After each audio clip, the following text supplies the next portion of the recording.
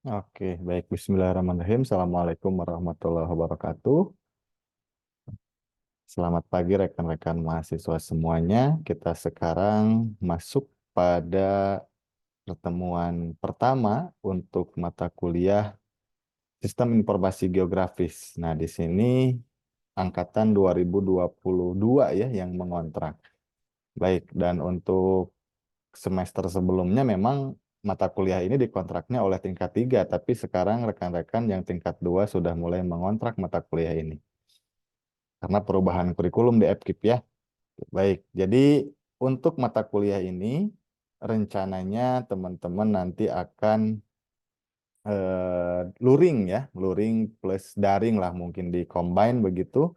Karena rencananya saya akan mendaftarkan mata kuliah ini pada program praktisi mengajar. Jadi nanti teman-teman di sini selain oleh saya sebagai dosen pengampu utama akan ada juga dosen tamu dari industri ya, dalam artian dosen tamu tersebut adalah orang profesional yang memang bekerja dalam bidang sistem informasi geografis atau GIS atau GIS ya. Jadi teman-teman nanti akan banyak menimba ilmu dari beliau sebagai dosen tamu. Mudah-mudahan program ini diterima pengajuannya dan bisa berlangsung praktisi mengajar atau program praktisi mengajar pada kelas mata kuliah Sistem Informasi Geografis ini.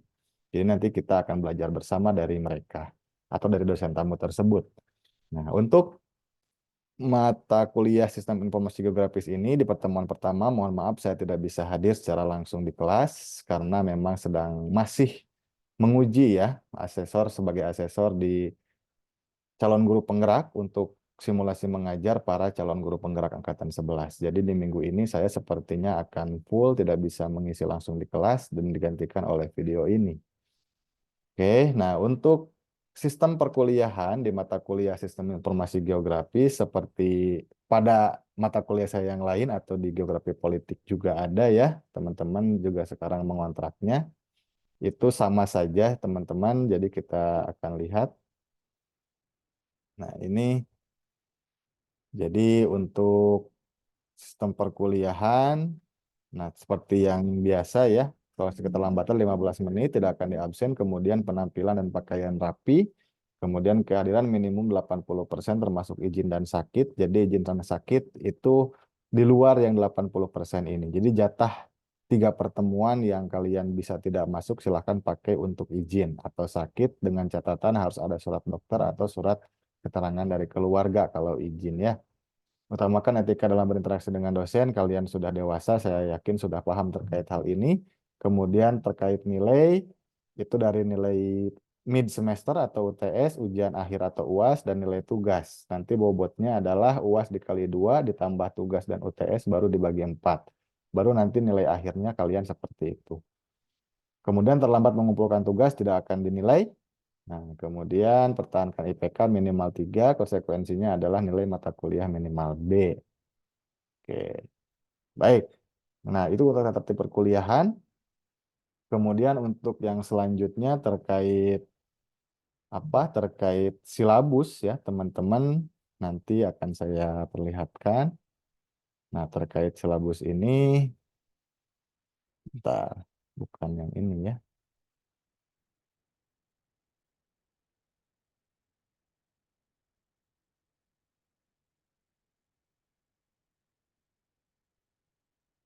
Oke. Nah, ini terkait silabus ya, teman-teman. Jadi dalam pertemuan kita di mata kuliah Sistem Informasi Geografis ini, totalnya ada 16 kali pertemuan, plus di dalamnya itu di pertemuan ke-8 ada UTS, dan di pertemuan ke-16 ada UAS ya. Nah, untuk pertemuan pertama, ini kita akan pengantar perkuliahan dulu hari ini ya. Tujuan, ruang lingkup, prosedur perkuliahan, tugas, UTS, UAS, sistem penilaian, serta sumber belajar. Nah, ini sumbernya sudah tercantum di sini ya. Nanti silakan akan saya bagikan di Google Classroom, tinggal di-download saja. Kemudian akan dibahas mengenai peranan dan fungsi mata kuliah. Oh, sorry, ini praktikum SIG ya. Oh, sorry, bukan, bukan. Salah, typo berarti di sini harusnya SIG ya. Peran dan fungsi mata kuliah SIG pada jurusan pendidikan geografi. Kemudian SIG dalam keilmuan geografis itu di pertemuan kedua. Di pertemuan ketiga ada data spasial dan manajemen data atau spatial data and data management. Kemudian pertemuan keempat akan membahas sistem koordinat dan proyeksi peta. Pertemuan keenam ada entry data. Pertemuan ketujuh ada analisis spasial. Kalau rekan-rekan belum lulus mata kuliah kartografi, saya rasa untuk memasuki SIG ini agak sulit ya. Karena pemahaman dasarnya justru ada di kartografi. Kartografi itu kan kita membuat peta secara manual ya, dalam artian masih klasik. Kita membuat di atas kalkir menggunakan drawing pen dan lain-lain. Tapi kalau di SIG kita akan belajar cara membuat peta atau analisis dalam peta itu menggunakan media digital atau menggunakan software. Dan nanti praktikumnya akan ada di semester selanjutnya. Gitu ya. Jadi harus lulus dulu mata kuliah ini, baru nanti mengontrak di semester depan untuk mata kuliah praktikum sih. Untuk yang pertemuan 8 ada UTS, kemudian pertemuan ke-9 ada network analysis, pertemuan 10 ada kualitas data, pertemuan 11 ada visualisasi, pertemuan 12 ada pemanfaatan SIG dalam beberapa bidang, pertemuan 13 kompetensi bidang informasi geografis di Indonesia. Nah, ini nanti kita lihat SIG ini kira-kira dunia kerjanya seperti apa, maksudnya seperti itu. Kemudian SIG dalam pendidikan dan pertemuan ke-15-nya pengantar penelitian dalam SIG. Baru pertemuan ke-16-nya adalah UAS. Oke, itu urutannya dari pertemuan 1 sampai 16. Dan kemudian nanti mudah-mudahan praktisi mengajar bisa secepatnya bergabung ya. Jadi dosen dari luar mudah-mudahan bisa secepatnya bergabung setelah program ini di ACC oleh kementerian. Oke. Nah, untuk di pertemuan pertama ada sedikit materi yang ingin saya sampaikan, yaitu tentang pengantar SIG dalam pendidikan geografi itu seperti apa, begitu ya, atau dalam dunia pendidikan itu seperti apa. Oke.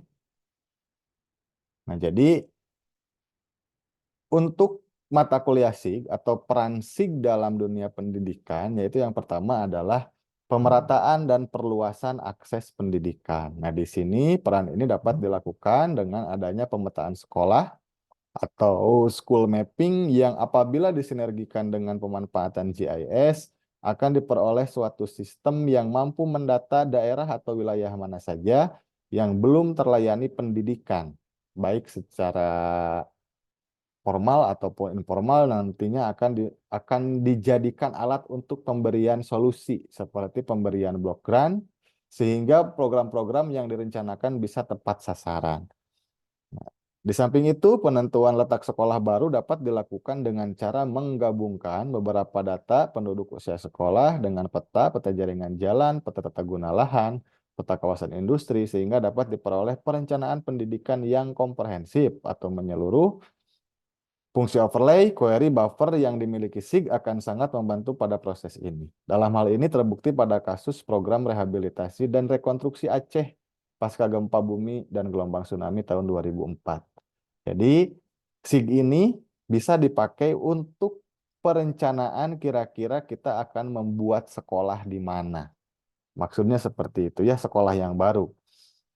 Dan bisa dipetakan dulu tentunya sekolah yang ada di mana saja sekarang. Kemudian kira-kira kalau mau membuat sekolah yang baru, itu bisa di mana. Nah, itu dalam SIG itu sangat bisa dilakukan. Ya, terlebih ada data dukungan ya dari data penduduk usia sekolah, kemudian peta jaringan jalan dan lain-lain. Nanti akan muncul rekomendasi lokasi titik sekolah yang cocok yang baru itu di mana. Begitu.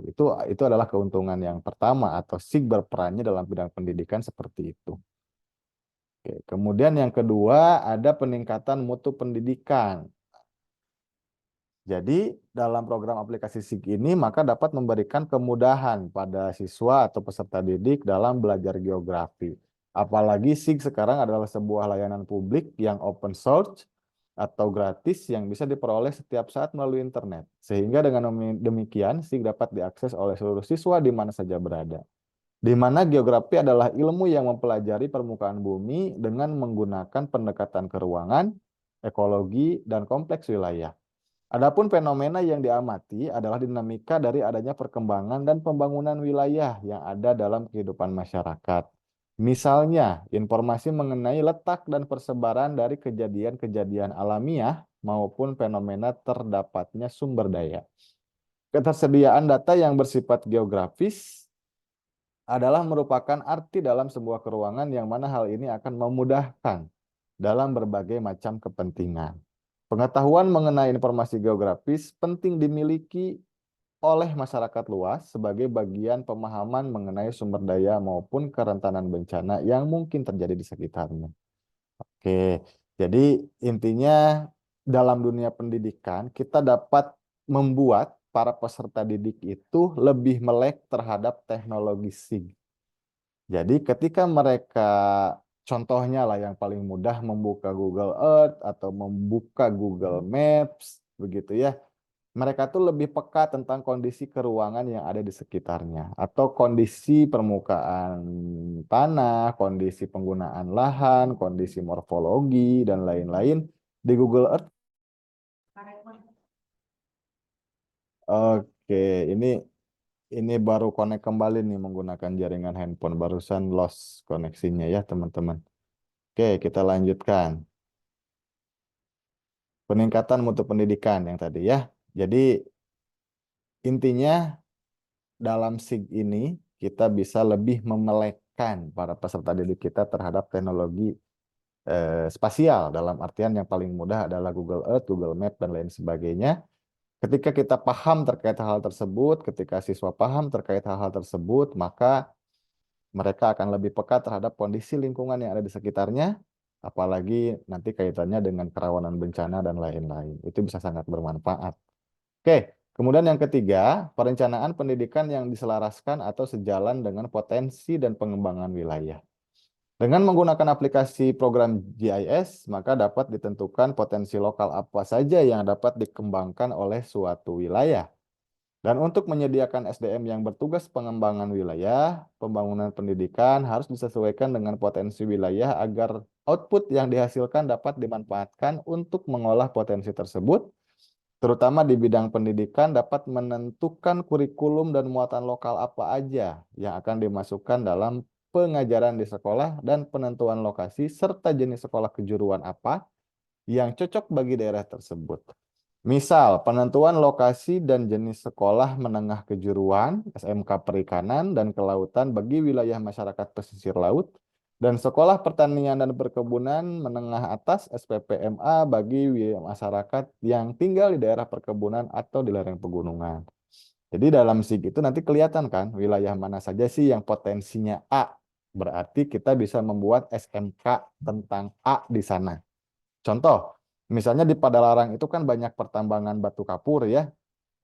Berarti kita bisa membuat sekolah SMK pertambangan di sana. Atau misal di daerah Cikotok, Banten itu ada pertambangan emas. Nah, itu kan dalam SIG akan dipetakan tuh potensi wilayahnya. Berarti kita bisa nanti membuat sekolah SMK pertambangan juga di sana. Di Lembang, banyak pertanian, perkebunan, dan lain-lain. Misalnya dalam SIG dipetakan seperti itu, maka di sana cocok untuk membuat SMK pertanian atau SPMA. Kan bisa seperti itu ya perencanaan pendidikan. Sesuai dengan potensi wilayah yang ada di wilayah masing-masing. Oke, kemudian kegiatan evaluasi dan monitoring pendidikan. Ini untuk kegunaan selanjutnya. Dengan GIS, evaluasi dan monitoring pendidikan sangat mudah dilakukan, seperti pembagian daerah binaan atau rayonisasi untuk mempermudah pengawasan atau pemerataan layanan pendidikan sehingga tidak ada kesenjangan antara daerah yang satu dengan daerah yang lain. Misal di zonasifikasi ya, misalnya sekolah SMA di kawasan Tasik Selatan, berarti kecamatan apa aja tuh, dan itu akan dibagi pembinaannya oleh pengawasnya kira-kira siapa saja yang bertugas di sana. Kemudian rayonisasi misalnya sekolah menengah atas wilayah Tasik Utara, nah berarti nanti dipetakan tuh SMA mana saja yang masuk rayon tersebut dan pembinanya kira-kira siapa. Jadi bisa seperti itu ya untuk kegiatan evaluasi dan monitoring pendidikan. Biar bisa cepat dalam hal aksesibilitas dan lain-lain dan bersinergi secara maksimal.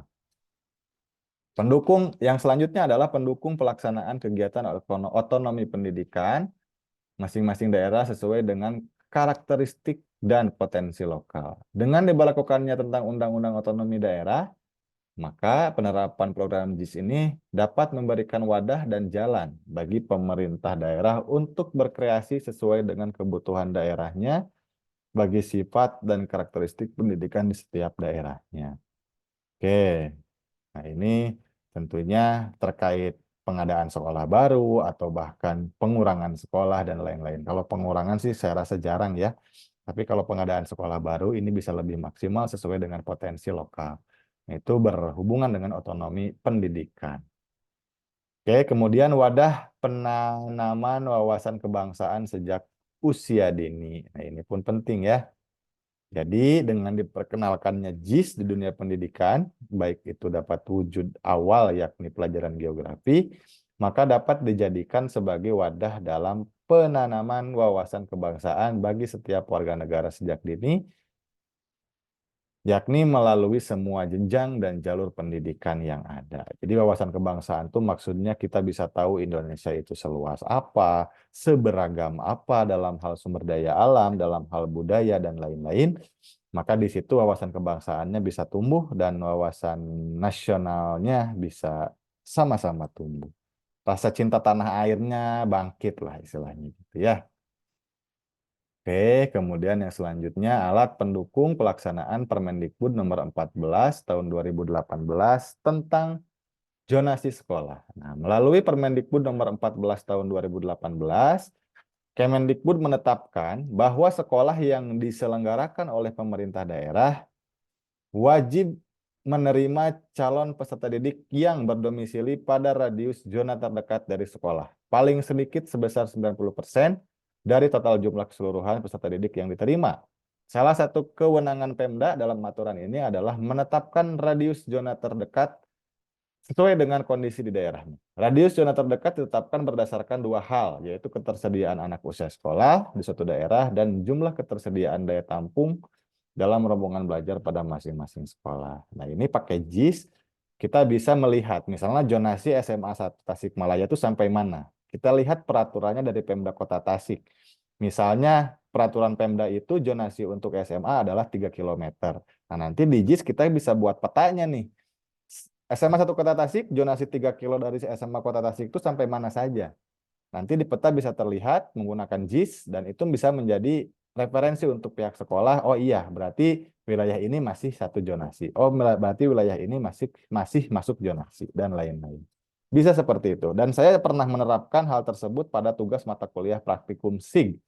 Dan itu memang menarik. Banyak sekolah yang ternyata dalam tanda kutip melanggar aturan tersebut. Ini menarik nanti untuk dilihat ya ke depan. Oke. Dan tiap-tiap Pemda atau pemerintah daerah itu berbeda terkait zonasi ini. Jaraknya ya, ada yang 3 kilo, ada yang 4 kilo, 5 kilo, tergantung kondisi wilayah dan daya tampung rombongan belajar masing-masing. Oke. Kemudian salah satu tujuan diterapkan sistem zonasi dalam penerimaan peserta didik baru atau PPDB adalah untuk mempermudah pemetaan kebutuhan siswa di daerah. Dengan sistem zonasi, pemerintah daerah Pemda dalam hal ini Kepala Dinas Pendidikan bisa membuat proyeksi atau pemetaan tentang kebutuhan siswa baru di daerahnya. Dalam Permendikbud nomor 14 tahun 2018 tentang PPDB, Permendikbud pun memberikan keleluasaan kepada Pemda untuk membuat peraturan teknis PPDB di daerahnya, asalkan tidak bertentangan dengan Permendikbud. Oke, berarti terkait jarak dan lain-lain itu diserahkan kembali ke Pemda masing-masing, mau berapa dan mau seperti apa. Oke, kemudian dengan bantuan SIG atau GIS, pemerintah dapat mengetahui persebaran sekolah yang ada di suatu daerah dan peserta didik mana yang memenuhi persyaratan untuk masuk sekolah tersebut berdasarkan domisilinya atau zonasi ya. Nanti ketika praktek kita akan melihat contoh-contohnya dan bagaimana cara buatnya. Oke, kemudian case study zonasi sekolah, aplikasi pelaksanaan sistem zonasi sekolah dengan bantuan SIG atau SIG ya. Berdasarkan data yang sudah diberikan, berikan analisis mengenai siswa mana saja yang memenuhi persyaratan dan tidak memenuhi persyaratan masuk ke SMA A berdasarkan jarak rumahnya. Oke, nah itu ya, itu pernah saya gunakan case study ini untuk mata kuliah praktikum SIG dan banyak memang ternyata setelah hasil analisis tersebut menemukan bahwa Di beberapa sekolah atau hampir seluruh sekolah itu bahkan banyak melanggar tentang zonasi ini. Jadi orang mana tapi kok bisa terima di situ? Ya terlepas alasannya dengan jalur prestasi dan lain-lain, kita nanti akan melihat persentase jumlahnya berapa. Tadi kan 90% harusnya lokal ya atau dalam zonasi. Dan sisanya bisa dari luar. Oke, itu menjadi evaluasi juga untuk pihak Pemda dan lain sebagainya. Baik, seperti itu materi untuk pertemuan pertama. Nanti kalau ada pertanyaan terkait materi pertama atau di pertemuan pertama kali ini, kalian bisa bertanya di kolom WA Group ya. Kalau di kolom komentar di YouTube, kalian bisa klik NPM, kemudian spasi nama lengkap, itu untuk salah satu bentuk kehadiran kalian menghadiri perkuliahan pertama di pagi hari ini. Nah, mudah-mudahan terkait teknis secara lanjut, apakah akan ada presentasi kelompok atau hanya pemaparan dosen dan diskusi saja, nanti kita tunggu dulu ya kehadiran dari praktisi dosen praktisinya. Karena saya pun masih menunggu kira-kira di semester ini apakah SIG ini disetujui untuk program praktisi mengajarnya atau tidak. Nanti kita baru berbicara terkait teknis perkuliahan kita apakah ada presentasi kelompok atau hanya pemaparan dosen dan diskusi dan lain-lain. Kita tunggu dulu keputusan dari program praktisi mengajar ini. Kan kalau di mata kuliah yang geografi politik sudah dipastikan ya akan ada presentasi kelompok dan lain-lain. Nah, untuk di mata kuliah sih kita akan menunggu dulu. Oke, seperti itu teman-teman. Jangan lupa nanti resume pertemuan pertama silahkan kalian tulis tangan, kemudian di-scan, dijadikan program atau format PDF, dan nanti dikumpulkan di Google Classroom pada thread yang telah ditentukan. Seperti itu untuk pertemuan pertama kali ini. Mudah-mudahan kalian semua sehat dan kita semua bisa ke kampus ya dalam artian menjalankan perkuliahan sehari-hari di semester ini dan semoga semuanya bisa lulus sesuai dengan yang diinginkan nilainya nanti. Oke, baik. Terima kasih. Assalamualaikum warahmatullahi wabarakatuh.